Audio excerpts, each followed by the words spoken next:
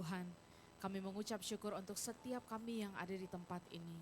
Kami boleh hadir di gereja-Mu Tuhan, di tempat ini bersama-sama. Setiap umat Tuhan yang merindukan Tuhan, yang haus dan lapar akan Engkau Tuhan. Kami datang dengan keberadaan kami masing-masing, latar belakang kami yang mungkin berbeda Tuhan. Namun kami menyembah Tuhan yang sama. Satu Tuhan yang hidup, satu Tuhan yang ajaib, satu Tuhan yang dahsyat, satu Tuhan yang luar biasa. Yesus Kristus Tuhan. Biar seumur hidup kami Tuhan, kami mau Tuhan tetap terikat dengan Engkau. Seumur hidup kami Tuhan, kami nyatakan bahwa Tuhan adalah satu-satunya juru selamat kami yang hidup. Tuhan kami yang baik, Bapa yang kekal yang mengasihi setiap kami tanpa syarat. Kami berdoa Tuhan untuk ibadah ini. Biar Tuhan dari awal pertengahan kepada hina semua menjadi di dalam nama Tuhan Yesus. Tuhan memberkati umat-Mu yang lain yang masih dalam perjalanan Tuhan. Tibakan mereka di tempat ini dengan tidak kurang suatu apapun. Karena kami percaya Tuhan Yesus yang menjagai, Tuhan Yesus yang melindungi. Kami juga berdoa Tuhan buat anak-anak-Mu yang mungkin tidak bisa datang tempat ini karena sedang sakit. Kami berdoa Tuhan oleh bilur-bilur-Mu mereka disembuhkan. Setiap anak-anak Tuhan yang tidak bisa hadir tempat ini dengan alasan apapun dimanapun mereka berada Tuhan Yesus. Engkau yang mau memberkati mereka, Engkau yang hadir di sana, Engkau Allah Immanuel, Allah yang menyertai. Terima kasih banyak Tuhan. Kami berdoa Tuhan untuk gereja kami, GBI Rem Tuhan. Tuhan mau berkati dari Bapak Gembala dan setiap jajarannya Tuhan. Semuanya mereka diberkati oleh Tuhan. Karena biarlah Engkau Tuhan yang ditinggikan dan dimuliakan seumur hidup kami. Di dalam nama Tuhan Yesus, Engkau yang mau lebih lagi menyembah Tuhan. Mari sama-sama kita katakan. Amin. Berikan tepuk tangan sorak-sorai bagi Allah kita saudara. Haleluya. Cuma Tuhan persilakan duduk kembali.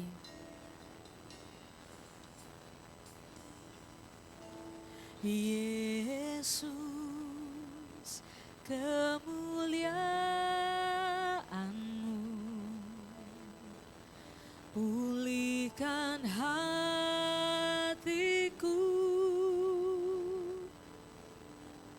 Yesus, kemuliaan-Mu berkati hidupku. Mari lebih lagi sama-sama katakan. Yesus, kemuliaan-Mu pulihkan hatiku. Yesus Tuhan,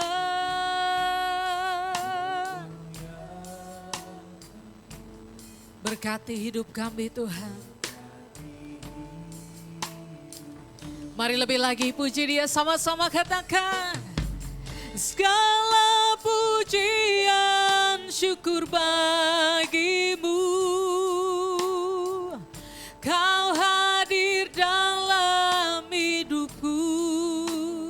Kini ku datang sujud di hadapan-Mu, memuji-Mu, menyembah-Mu.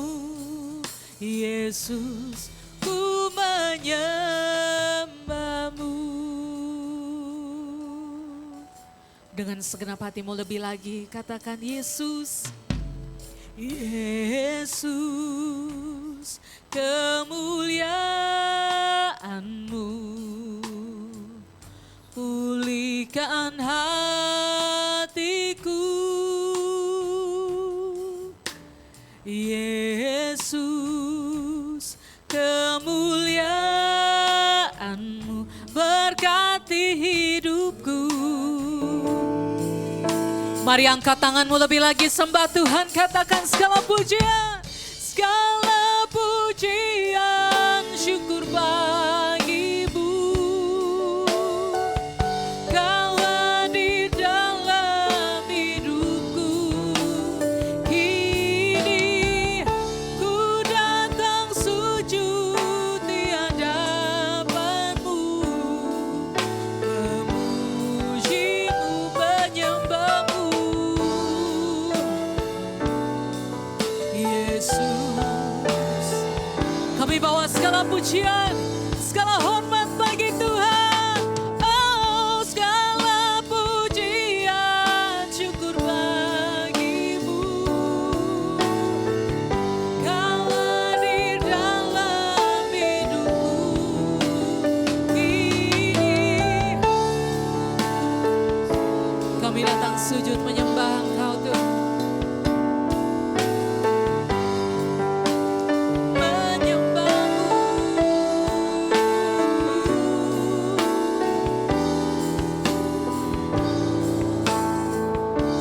Datang saja katakan segala pujian, segala pujian.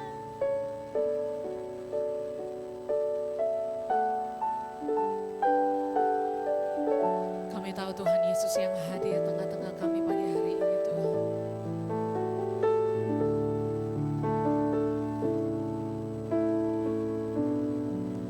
Kami datang sujud dan menyembah Tuhan.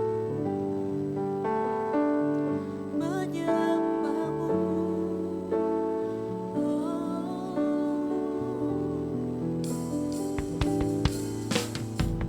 Lebih lagi katakan segala pujian. Segala pujian. Kau hadir Tuhan.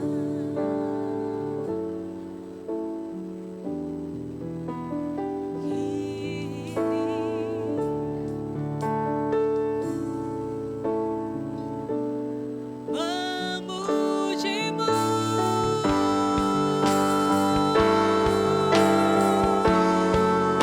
Kami sembah. Haleluya. Mari lebih lagi sama-sama katakan segala pujian. Segala pujian. Syukur bagimu Tuhan.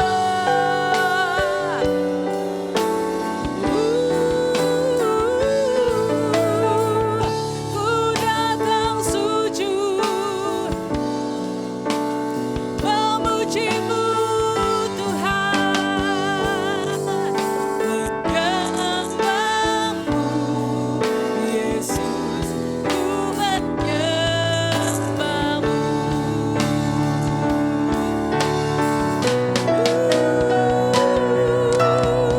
Segala pujian syukur bagimu. Kau hadir dalam hidupku.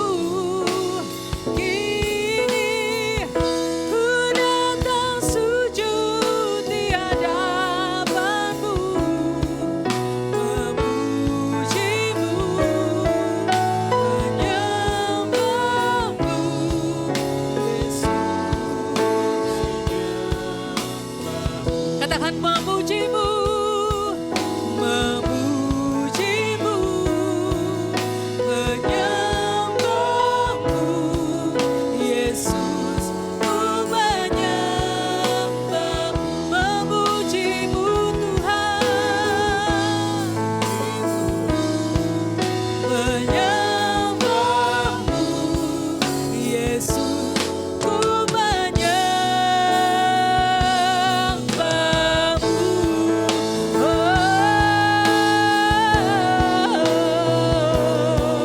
Haleluya, kami sembah Kau Tuhan. Mari lebih lagi angkat suaramu, tinggikan Dia. Segala pujian tempat kami hanya bagi nama-Mu.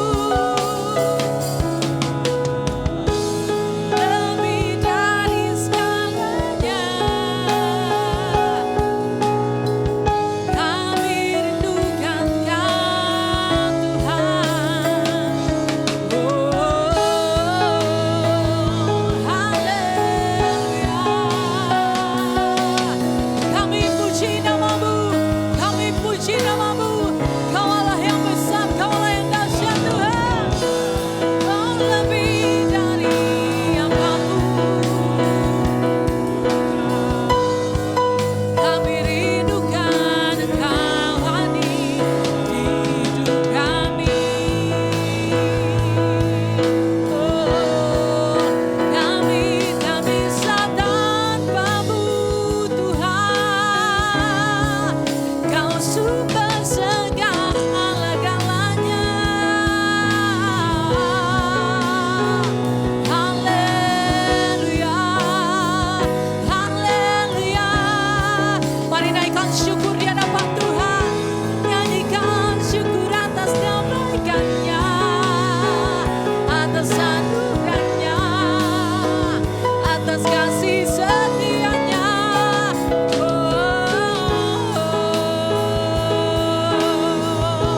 Yesus.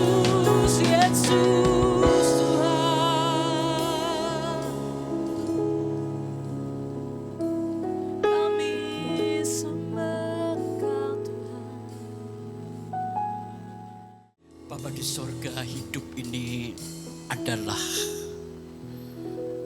penuh dengan ucapan syukur, walaupun kehidupan ini adalah sebuah petualangan.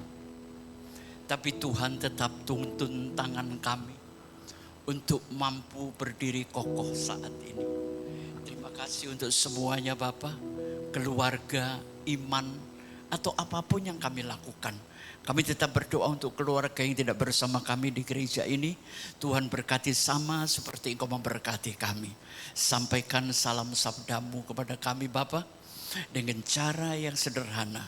Dan Roh Kudus akan membantu menuntun kami. Kami siap untuk diberkati dan menjadi berkat. Karena doa ini kami alaskan di dalam nama Yesus. Amin. Silakan duduk. Selamat pagi, selamat beribadah, Tuhan memberkati.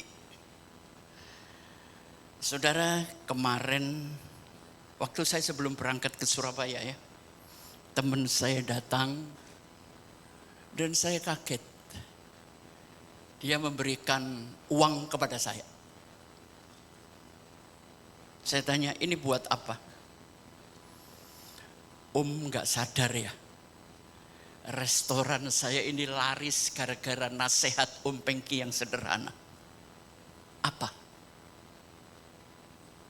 Dia memang terkenal jual nasi campur, saudara.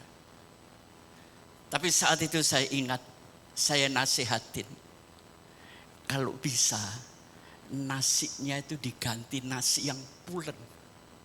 Ya, enggak keras, enak.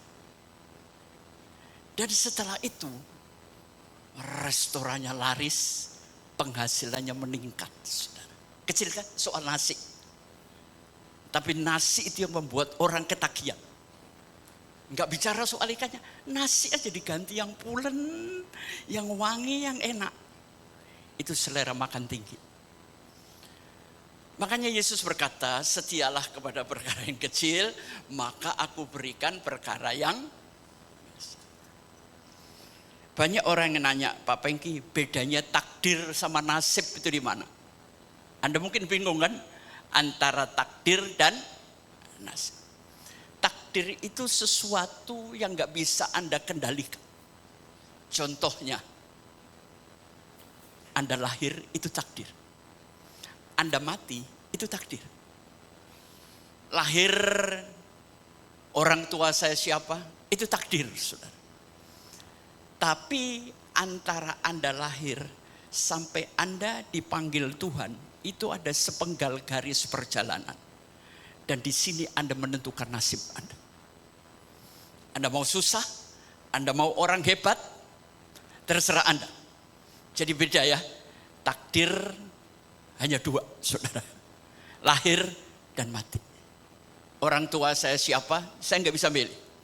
Tapi nasib saya ditentukan seberapa besar usaha saya, kreatif saya, pikiran saya, dan hubungan saya dengan Tuhan dan sesama.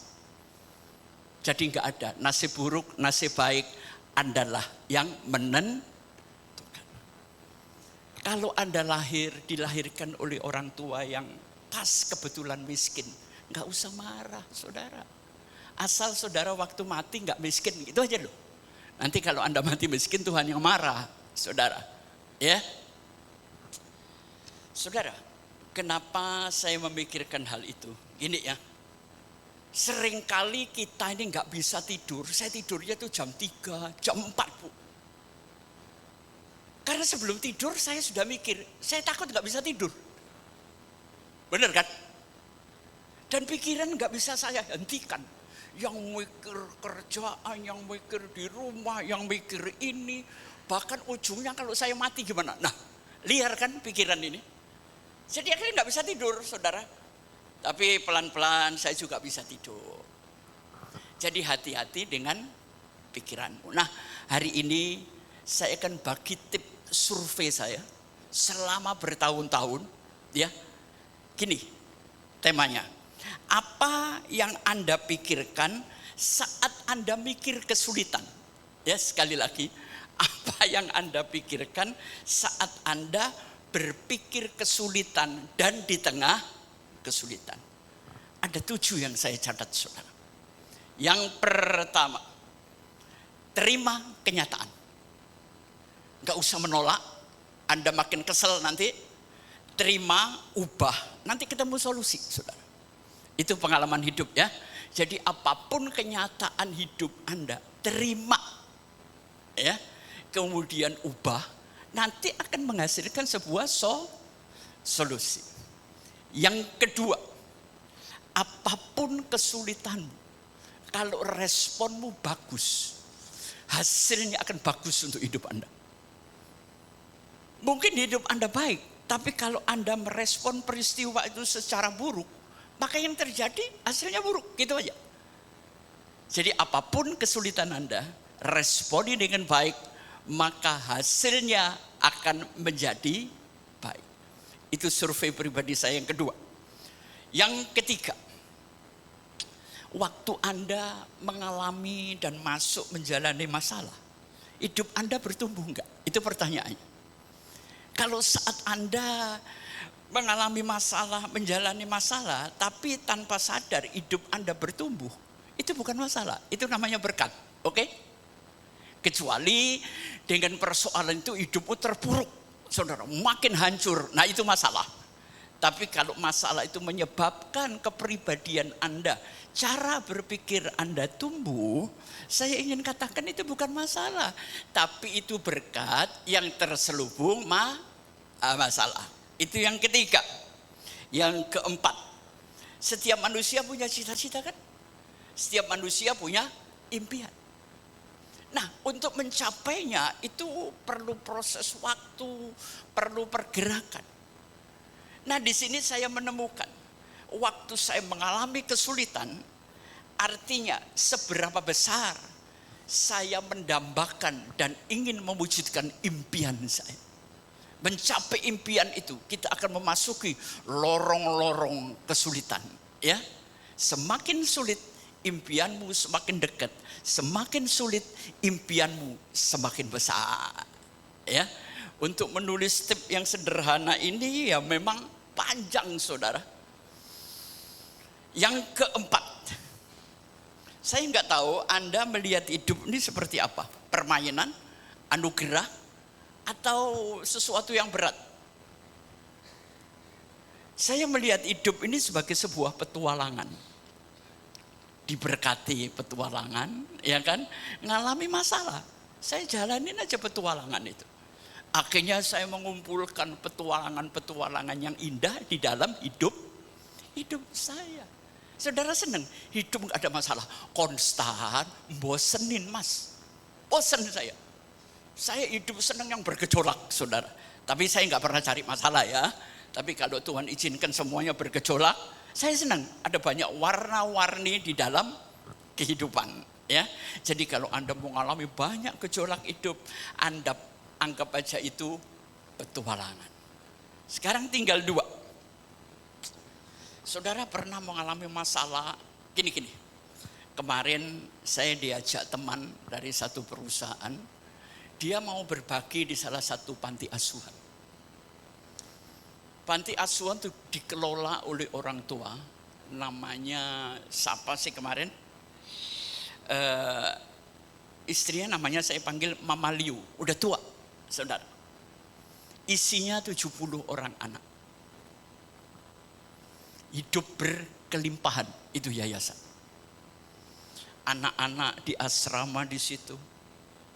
Semuanya bisa bermain musik, bermain orkestra. Disekolahkan oleh kedua orang tua. Yang heran, kok bisa cukup ya? Duit dari mana? Saya pusing mikir kemarin, Bu. Tapi di situ saya melihat Tuhan itu luar biasa. Dan saudara tahu, anak-anak yang di situ dari mana, Pak Pengki? Mereka nggak pernah kenal siapa mama dan papanya. Nggak ada yang tahu. Bahkan ada yang saya tanya, kamu suku apa? Enggak tahu loh, Bu. Saya suku apa enggak tahu. Karena untuk mengetahui suku kita harus lihat papa mama kita kan. Nah kalau kita enggak pernah tahu papa mama, saya suku apa? Enggak tahu. Ada anak Papua, ada anak Nias, ada dari Jawa. Bahkan banyak di antara mereka yang kuliah. Dan dibiayai oleh papa mama yang tua.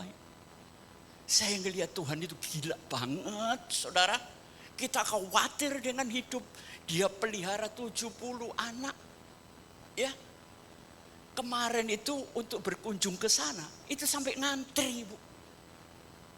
Tiap hari ada 3-4 kunjungan, 3-4.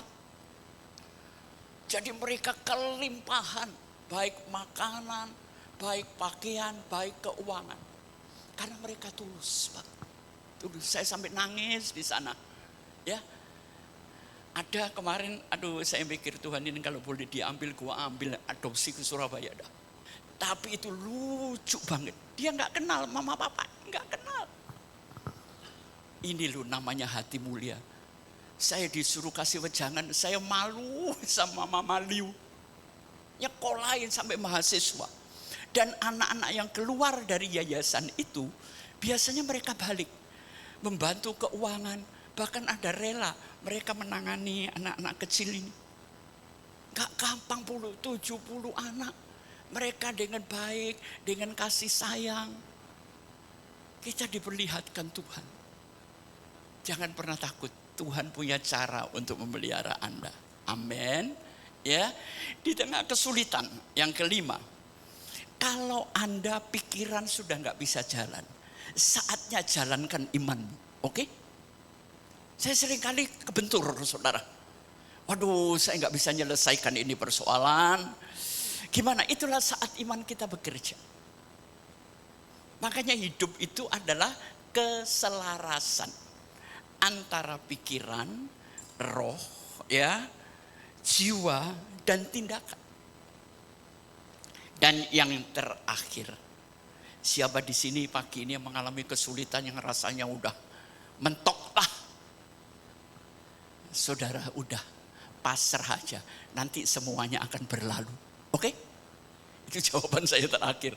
Semuanya akan berlalu. Tapi kalau memang persoalannya nggak berlalu, ya saudara lah yang meninggal berlalu, selesai juga kan. Hidup gampang-gampang aja. Sudah pokoknya saya aminin semua persoalan saya berlalu. Dan saya hidup dengan jiwa petualangan bersama Tuhan. Ya, dengan kerja keras, dengan doa, dengan iman. Dan sampailah saya ke hari ini. Nah, kemarin saya sampaikan sedikit, kalau kita sudah melihat kesulitan kita seperti itu, apa tindakan yang harus kita lakukan, Pak? Ya, tipsnya mah gampang, tapi ngejalaninya saya bertahun-tahun, sehingga saya menghasilkan tips ini, saudara. Jujur, hidup itu nggak mudah, mau kaya, mau miskin, sama ribetnya. Teman-teman yang saya punya pabrik, sampai akhirnya pabriknya ditinggal, dia jadi dosen di STT. Saya lebih baik ngajar, Pak, daripada ngurus pabrik dengan 3.500 orang. Bener. Ya, dia udah capek dengan keuangan, capek dengan ribetnya hidup, jadi dosen. Itu aneh kan? Kita dosen-dosen kepingin jadi pengusaha. Rumahnya di Kelapa Gading, orang yang pernah saya undang ke sini kok. Ya, yang penting Anda lakukan setelah Anda pikirkan itu dengan baik. Yang pertama, padukan berbagai disiplin ilmu. Sekarang kita nggak punya cuma satu ilmu, jalan tapi seret, Bu. Untung ya, muda saya itu 2 gang apa aja, Bu. Mulai dari piring melamin, mulai dari besi tua ngangkatin kapal di pantai, ya, dagang kayu garu. Waduh, akhirnya saya padukan berbagai disiplin ilmu dan menjadi pesangon untuk hari tua saya, Bu. Ya, kalau kita cuma satu disiplin ilmu, dunia ini berubah sangat cepat, nggak usah gengsi. Sekarang Anda mau kerja sesuai dengan ijazahmu, ngimpi kali, nggak ada. Ya, ijazah ini dari 50 tahun yang lalu sekolahnya ada. Sedangkan 20 tahun yang lalu banyak pekerjaan yang kita tahu nggak ada, Pak. Muncul pekerjaan-pekerjaan baru yang saya nggak tahu. Ayo, Yang usia 60 bisa jadi YouTuber? Enggak mungkin, kita gaptek, Bu. Ya. Anda bisa memasuki perusahaan multinasional? Repot, Bu. Saya ini usaha sendiri, kadang-kadang kerepotan. Pak Pengki nggak bisa masuk perusahaan itu. Usia Pak Pengki udah ketuaan. Nah terpaksa saya pinjam atas nama orang lain. Loh, hidup saya sendiri, umur saya sendiri, usaha saya sendiri. Itu repot, Pak. Muda repot, tua repot, bener kan? Tapi untung saya ini jiwanya pejuang ya. Sehingga seusia hari ini pun saya masih bisa cari duit ya. Hidup tetap bahagia, sehat. Kalau doa minta umur panjang, yang sehat, Bu. Buat apa umur sampai 80, tapi 5 tahun terkapar, setengah stroke, kedip gitu aja. Jangan, minta umur panjang yang saya kadang-kadang kalau di airport ya, saya nggak kenal tapi mereka nanya, Om sendirian? Iya, usia berapa? Ya 78. Hah? Sendirian? Cari pengawal Om kalau ada apa-apa. Terus cari siapa? Ya udah tenteng aja, koper sendiri, jalan sendiri, naik pesawat sendiri, tuyul seluruh sendiri, bayar sendiri. Amin. Ya, saya ingin katakan kepada anak muda, mulai melatih dirimu mandiri. Di sini siapa yang posisinya sebagai istri? Tolong angkat tangan. Saya mau kasih nasihat sebentar. Anda sebagai istri, ya, ibu-ibu, Anda siap. Kalau satu hari secara mendadak suamimu dipanggil Tuhan, ayo, hari ini hidupmu cukup. Makanya saya selalu nasihatin istri-istri, mulailah kerja sendiri. Ya, tapi tetap hargai suamimu. Misalnya di rumah bikin kue, ya, terus garasi kita sulap jadi kedai makanan, ya, yang bakat rambut mulai buka salon kecil-kecilan. Lo bisa kan? Hidup ini santai tapi harus serius, Bu. Begitu suamimu dipanggil Tuhan, anak masih kecil-kecil, saudara bisa apa? Enggak bisa apa-apa. Dan akhirnya banyak saya temui istri-istri yang dulu hidupnya enak, hari ini hancur babak belur, Bu. Kenapa saya dulu nggak nuruti nasihatnya Pak Pengki ya? Ayo mulai belajar, masa depan ini indah tapi mengerikan. Nah, kita akan bangkit berdiri. Kita akan baca 2 fatsal, tapi pendek-pendek. Pertama, pasal 3 ayat 16 dari kitab Daniel. Lalu Sadrak, Mesak, dan Abednego menjawab Raja Nebukadnezar, tidak ada gunanya kami memberi jawab kepada Tuanku dalam hal ini. Jika Allah kami yang kami puja sanggup melepaskan kami, maka ia akan melepaskan kami dari perapian yang menyala-nyala. Dan dari dalam tanganmu, ya Raja, yang terakhir 18, tetapi seandainya tidak, hendaklah Tuanku mengetahui ya Raja, bahwa kami tidak akan memuja dewa Tuanku, dan tidak akan menyembah patung emas yang Tuanku dirikan itu. Ayat pasal yang satunya, demi didengarnya Daniel bahwa surat perintah itu telah dibuat, pergilah ia ke rumahnya. Dalam kamar atasnya ada tingkap-tingkap yang terbuka ke arah Yerusalem. 3 kali sehari ia berlutut, berdoa, dan memuji Allahnya seperti yang biasa dilakukannya. Lalu orang-orang itu bergegas-gegas masuk dan mendapati Daniel sedang berdoa dan memohon kepada Allahnya yang terakhir. Dan Daniel ini mempunyai kedudukan tinggi pada zaman pemerintahan Darius dan pada zaman pemerintahan Kores orang Persia itu. Amin. Silakan duduk. Nah, hari ini saya akan bicara soal mobil. Kalau mobil Anda sudah 10.000 kilometer, itu biasanya kalau kita tancap gas antara 80 sampai 110 mulai goyang, Pak ya. Duk, duk, duk, duk, duk, duk, duk. Perlu di spuring dan perlu dibalancing. Sekarang saya mau tanya, saya uji tata bahasa Indonesia Anda. Spuring balancing itu dalam bahasa Indonesia namanya apa? Gak ada yang tahu kan? Gimana mau punya banyak duit ditanya spuring aja kakak ngerti. Dengerin anak-anak ya. Spuring balancing dalam bahasa Indonesia itu namanya laras imbang. Oke, apalin ya. Besok ujian loh. Spuring balancing itu bahasa Indonesianya laras imbang. Keempat roda dicopot, ditambahin timah, bannya dibalik. Setelah disetel semuanya, mobil jadi understelnya enak. Hidup juga begitu. Hidup ini banyak goyangnya, Pak. Satu hari bisa nggak konflik? Satu hari bisa kita mikir suci terus? Kagak bisa. Kita ini suci karena disucikan oleh Tuhan Yesus. Kalau kita bisa suci, Tuhan Yesus nggak usah datang, nggak usah mati, Bapak Ibu. Jadi nggak mungkin orang nggak berdosa, itu kagak mungkin. Karena Tuhan tahu kita nggak mungkin, Tuhanlah yang melakukan kemungkinan. Ini loh, Yesus datang ini untuk itu. Gak bisa, Bu. Kalau Yesus katakan, tidak ada seorang pun bisa sampai ke surga tanpa melalui aku. Dia jalan, makanya kita tepat memilih Yesus ini, saudara.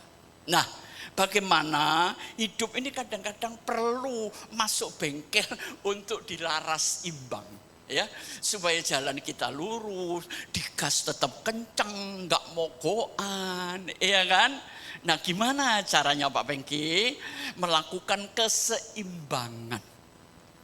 Makanya saya kasih 4 tokoh anak muda, Sadrak, Mesak, Abednego, dan Daniel.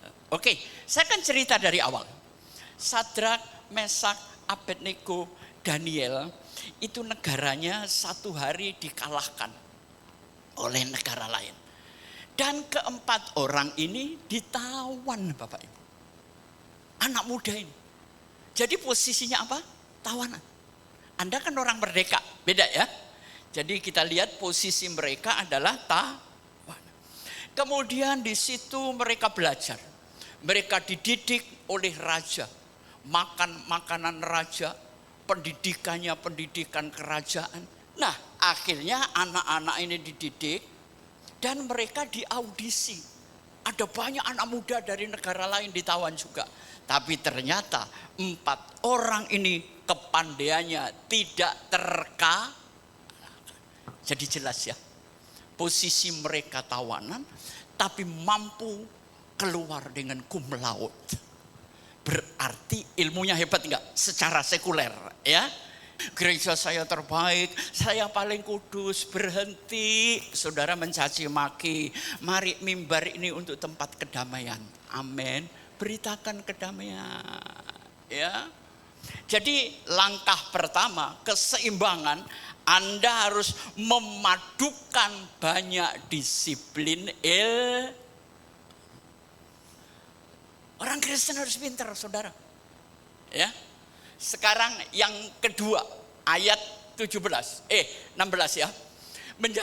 Jika Allah kami yang kami puja sanggup melepaskan kami, maka Ia akan melepaskan kami dari perapian yang menyala-nyala dari dalam tanganmu, ya Raja. 18 terakhir. Tetapi perhatikan, seandainya tidak, hendaklah Tuanku mengetahui, ya Raja, bahwa kami tidak akan memuja dewa Tuanku dan tidak akan menyembah patung emas yang Tuanku dirikan. Pada saat saudara berhasil, engkau menciptakan banyak orang yang membenci Anda. Perhatikan. Begitu Anda sukses, akan banyak orang membenci Anda, termasuk orang-orang di sekitar Anda. Jadi waktu ketika anak muda ini sukses, orang-orang di negeri itu mulai mencari kesalahan dia apa. Kesalahannya cuma satu, selalu berdoa. Itu yang gak bisa diterima. Ya, akhirnya diintiplah ketiga orang ini. Dan ternyata mereka berdoa. Tapi waktu mereka ditangkap, tetapi tidak, seandainya tidak, hendaklah tuanku mengetahui ya raja, bahwa kami tidak memuja dewa tuanku dan tidak akan menyembah patung emas yang tuanku dirikan itu. Tergantung sejauh mana imanmu berbicara. Dengar baik-baik. Saya nggak bisa menghakimi orang yang baru kemarin dengan orang Kristen yang 20 tahun. Ya bedalah perjalanan imannya. Ya, jadi mari kita berdiri pada posisi orang lain. Yesus itu tetap mengikuti hukum Taurat nggak? Ngikutin. Padahal dia menggenapi. Tapi dia ngikutin agama Yesus itu Taurat, bro. Nah, Kristen itu punya ciri, saudara. Oh, ini Kristen. Oh, karena dia pakai kalung salib. Enggak, Bu. Dari perilaku, bahasanya, ya, perilakunya. Walaupun dia bukan orang sempurna. Buah itu punya ciri. Buah roh punya ciri. Ya, hati-hati. Sudahkah Anda berbuah? Itu pertanyaannya. Jadi di sini saya ingin simpulkan, di samping mereka anak-anak pinter, ya, tapi imannya, bertuhannya luar biasa. Ada keseimbangan antara ilmu dan agamanya. Sekarang yang terakhir, ayat pasal 6. Nanti saya simpulkan. Demi didengar Daniel bahwa surat perintah itu telah dibuat, perhatikan saudara, pergilah ia ke rumahnya, dalam kamar atasnya ada tingkap-tingkap terbuka ke arah Yerusalem. 3 kali sehari ia berlutut dan berdoa, serta memuji Allah. Seperti apa saudara? Yang biasa. Kata biasa itu rutin buat dia. Doa itu sesuatu seperti kita bernafas. Ya, walaupun dia di bawah tekanan. Saat ini kalau ketahuan dia tidak menyembah dewa rajanya, mati. Dan orang yang membenci dia ngintip, saudara. Dan pada saat ngintip dia lapor. Raja nggak bisa melawan undang-undang yang keluar dari mulutnya sendiri. Jadi jelas walaupun dia cinta kepada Daniel, tapi dia harus dihukum. Dihukum masuk mana saudara? Dapur api. Tadi yang 3 dihukum di kandang singa. Ilmunya hebat, imannya hebat, hubungan dengan kerajaan hebat. Bisa enggak kita orang Kristen seperti ini? Jangan sampai saudara fanatisme anak-anak muda, papamu masih sembahyang, Pak lepas you tuh, kalau enggak mati lu sekarang. Ditempelin sama bapak lu men. Anak itu harus tetap sopan sama orang tua. Boleh menasihati. Saya pun menghargai anak-anak saya.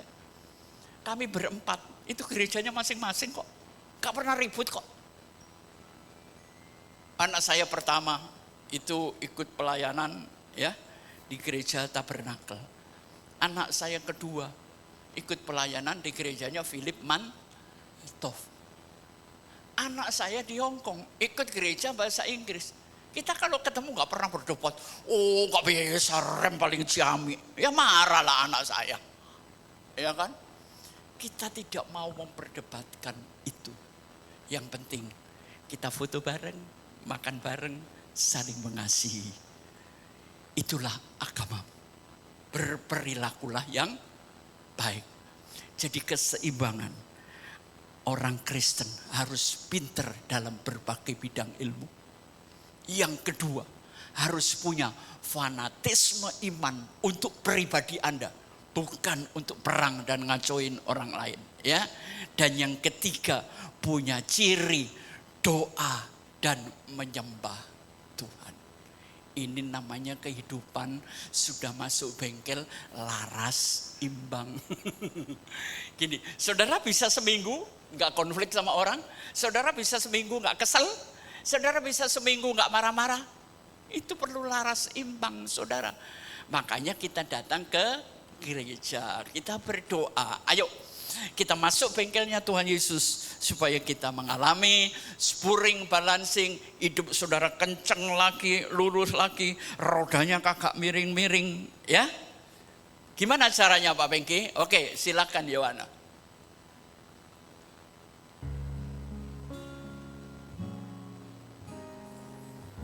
Gedein gak apa-apa nih lagunya biar pagi-pagi enak.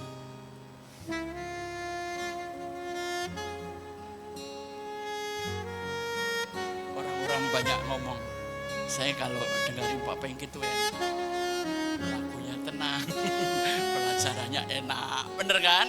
Ini mobil tua saudara, saya punya VW tahun 67, sering dipakai untuk Cak dan Ning Surabaya. Naik mobil kuno itu enak Bu, sehat. Buka kaca pakai engkol, ringetan kan? Gak ada AC-nya, pintunya berat. Kalau anak sekarang kan gak cekrek AC, main cetet, makanya cepat mati. Ya. Saya daripada naik mobil saya yang bagus, saya senang naik VW itu. Kalau saya jalan di tengah kota gitu, waduh semua mata ngeliat, ya bangga-bangga dikit lah, walaupun tahun 67. Tapi keren Bu, ya.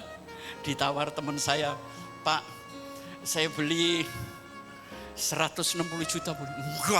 Enggak. Biar aja. Saya nyarinya ke pelosok desa kok dapetnya. Ya. Karena kalau saya naik VW itu cocok sama umur saya Bu, sama-sama tua. Oke, laras imbang. Gimana caranya? Naik satu, klik. Saudara, hidup itu kan ada 3, ya. Hati, pikiran, sama tindakan. Kadang-kadang hati ngomong iya, pikiran ngomong enggak. Ragu kan? Kadang-kadang kepala ngomong ayo jalan, hati ngomong jangan. Tapi kalau hati sama pikiran sudah berkata iya, perlu tindakan.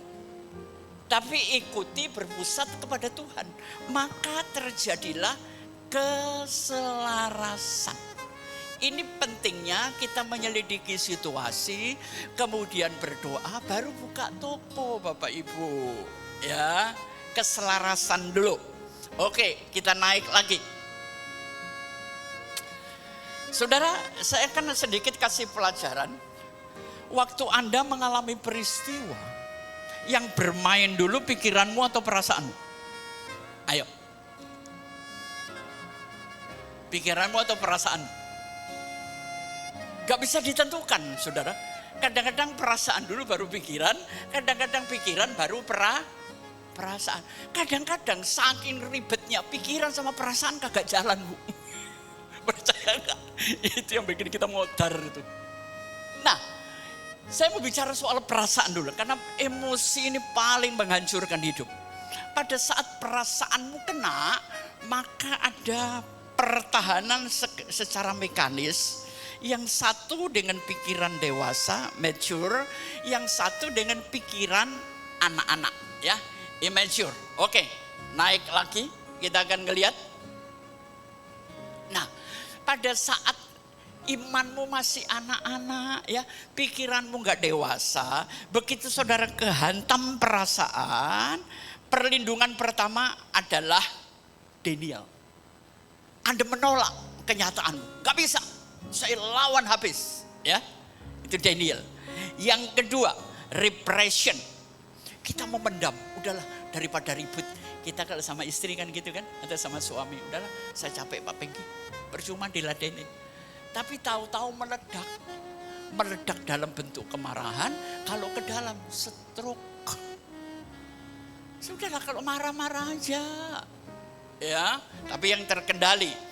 Ini defense kita yang kedua, memendam, tapi ini nanti meledak, bahaya.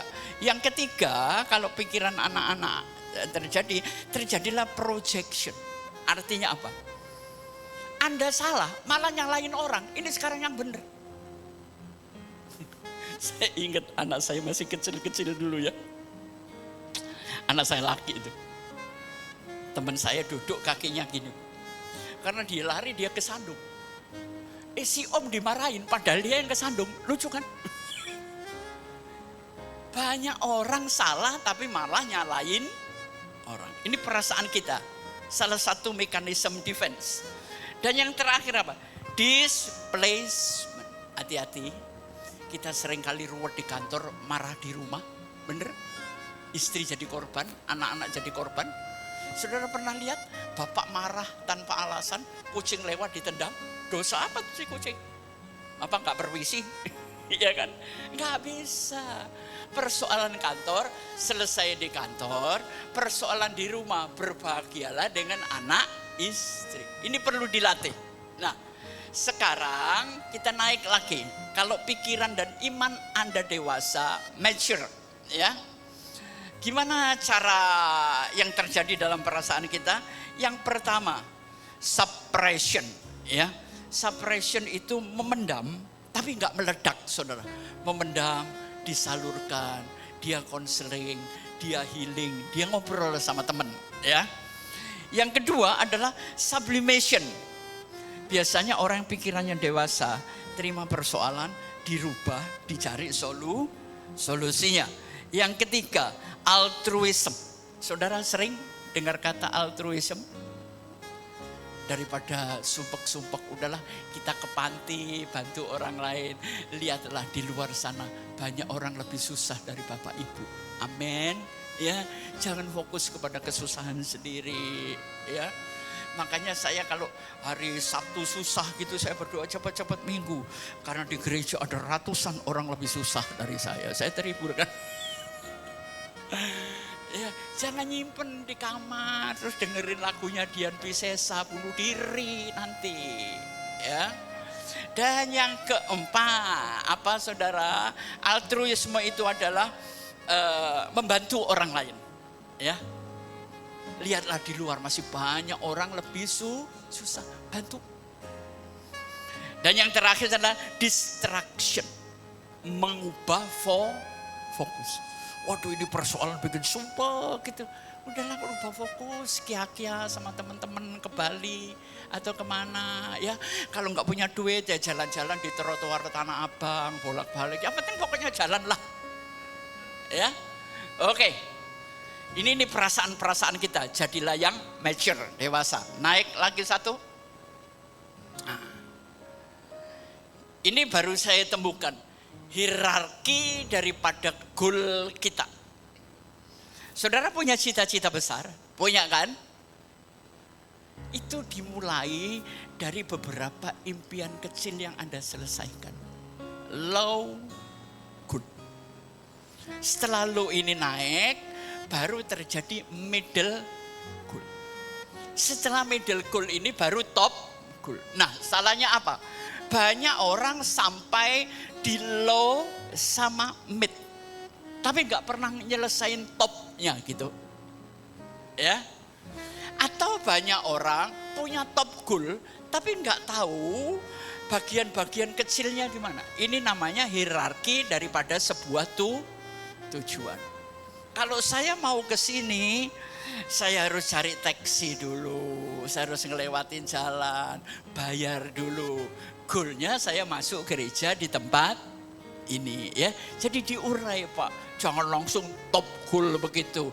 Jokowi mau jadi presiden, wali kota dulu, ya. Gubernur dulu baru jadi presiden. Kalau mau punya banyak duit, kerja dulu, ya. Ditabung, duitnya dikembalikan, baru Anda punya duit gede. Setuju? Ya. Oke, kita naik lagi. Saudara, hidup ini yang paling kita takutkan apa? Ketidakpastian. Ini perusahaan di mana saya bekerja ini nanti 5 tahun lagi masih ada enggak? Kita di PHK enggak? Usaha saya gimana? Startup ini gimana? Capek mikirin Pak. Tapi di sini ketidakpastian itu terjadi karena apa? Kurangnya informasi. Kalau saudara mau pinjam kredit ke bank, urusan duit sama bank, belajari dulu sama-sama teman di bank. Gimana sih jalannya ya? Yang kedua, kompleksitas sistem.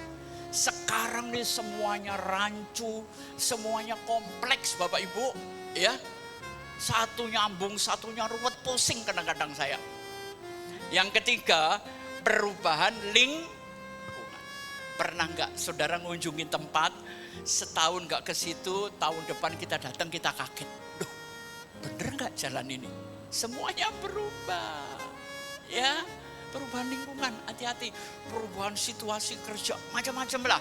Dan yang keempat apa? Ignorant sama resilient. Artinya apa? Seringkali ketidakpastian muncul karena ketidaktahuan kita, saudara. Dan hidup kita kurang kenyal ya, kurang bisa menerima gitu apa yang terjadi. Maka Anda tetap hidup dalam ketidakpastian. Oke, naik lagi. Terus bagaimana caranya menyikapi ketidakpastian?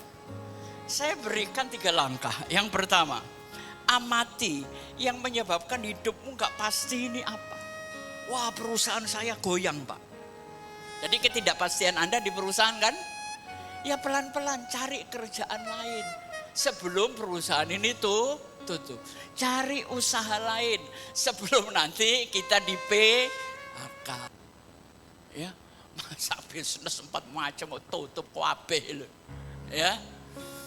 Faktor utamanya apa? Nah, kalau sudah faktor utamanya ketemu, baru kita lihat 3 ini Bu. Dianalisa, kenapa ya? Kita harus berpikir, kenapa ini? Saya nanti mau lari kemana? Setelah dianalisa, diantisipasi. Gini, ada teman saya mau buka usaha, saya kasih tahu gini. Pak, ini kayaknya sudah nggak bisa diteruskan, saya juga bosen. Kalau Anda mau buka usaha sendiri, minim 6 bulan sampai 1 tahun, Anda harus menyisihkan gajimu untuk cadangan hidup. Amin. Sisihkan saudara. Lah buka usaha terus langsung nggak kerja, makan dari mana? Ya. Baru ketiga adalah mitigasi. Terus yang dibawanya apa? Nah, ada orang melihat ketidakpastian ini ngelawan, saudara. Tapi nggak punya pikiran. Atau extend, udahlah terserah di sini aja Pak. Wong di sini sudah cukup kok. Ngapain saya pindah-pindah? Hari ini saudara cukup dengan gajimu. Tahun depan gaji itu nggak cukup. Percayalah. Inflasi semuanya, amin. Ya, oke. Hari ini gajimu 20 juta, bagus. Emang 2 tahun lagi 20 juta nggak inflasi? Barang naik gajimu tetap gitu loh. Ya, oke, naik lagi. Kita mau selesai. Saudara, sekarang tidak dibutuhkan orang biasa-biasa, tapi dibutuhkan orang yang luar biasa. Jadi yang pertama, latih dirimu sendiri untuk menjadi yang terbaik dan tidak tergantikan. Sudah. Yang kedua, lakukan semuanya karena cinta. Contohnya gini. Saya bekerja, saya melakukan semuanya karena saya sangat mencintai cucu-cucu. Saya nggak enak kalau cucu saya, oh Pak, sepatu di sana lo bagus. Terus saya nggak bisa ngebeliin, kan dosa malamnya saya mikir, saudara. Makanya saya tetap cari duit ya. Beli yang mana nak? Ambil. Makanya cucu saya itu kalau ngomong semua, memang Opa tuh manusia terbaik banget di dunia ya. Ya, jadi yang kedua, semua lakukan karena cinta. Yang ketiga, ready to change, siap menghadapi perubahan. situasi apapun siap. Ya. Ketiga, continuous improvement, terus belajar saudara, kembangkan ya. Lihat toko orang lain, lihat gereja orang lain, loh kok bisa berkembang, ya kan? Kita belajar improvement. Dan yang kelima ini agak nggak enak, kita harus berani bayar harga. Sebuah kemajuan itu perlu pride. Oke, kita naik lagi, hampir selesai. Nah, saudara, saya lihat ya di perusahaan-perusahaan besar, justru aneh, sekarang nggak ngelihat ijazah bu, enggak.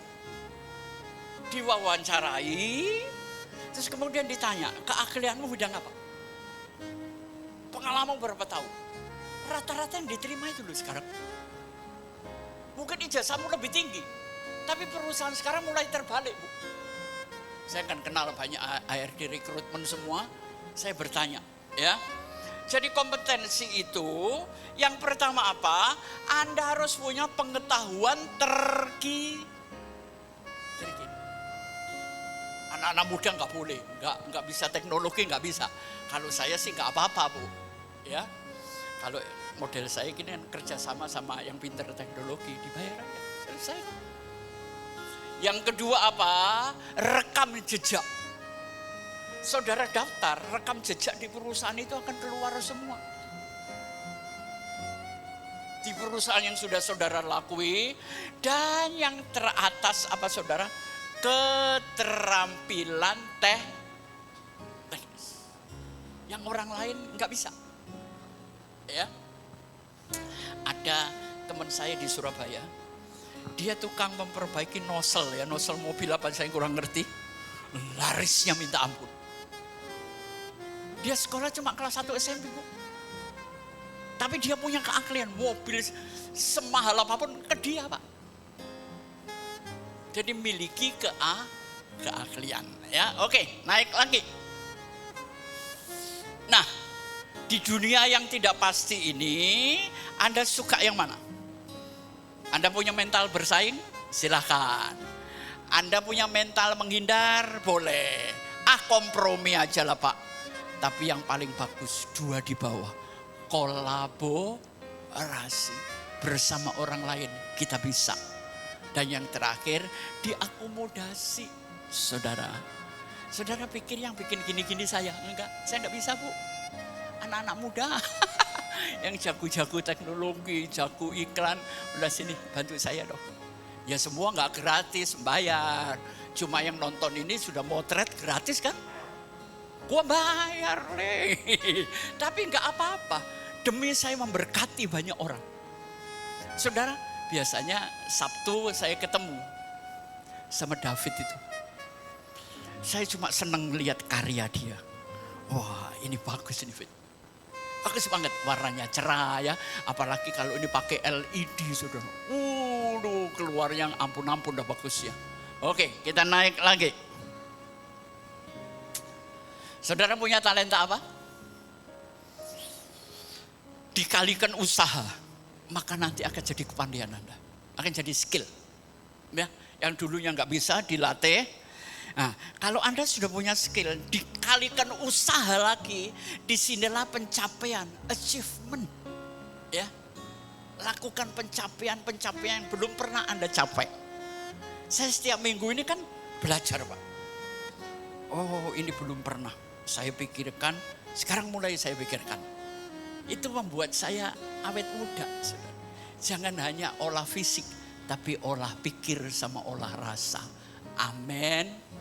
Ya, bapak-bapak di sini yang siapa yang sudah 65, angkat tangan yang sudah 65. Buat yang pria ya, 65 itu titik balik antara mati sama hidup.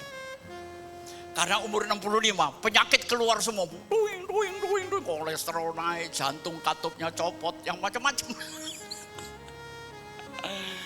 Ya, teman mulai berkurang. Sebentar lagi di pensiun, usaha nggak ada, nggak mati berdiri Bu. Makanya saya umur 40 sudah mikir, entar 50 gimana, 60 gimana, sampai hari ini Saya tetap eksis. Amin. Penyakit itu cuma satu. Virusnya apa? Males. Sudah, titik. Jangan males. Begitu males muncul, loncat Pak. Saya ini usia kayak saya ini maunya tidur melulu. Percaya saudara. Ya, begitu mulai males saya loncat. Ya, saya ngerjain apa. Oke, naik lagi tinggal 2 gambar kita. Oh, sudah selesai. Ya, terus maju. Jangan pernah menyerah. Tuhan memberkati.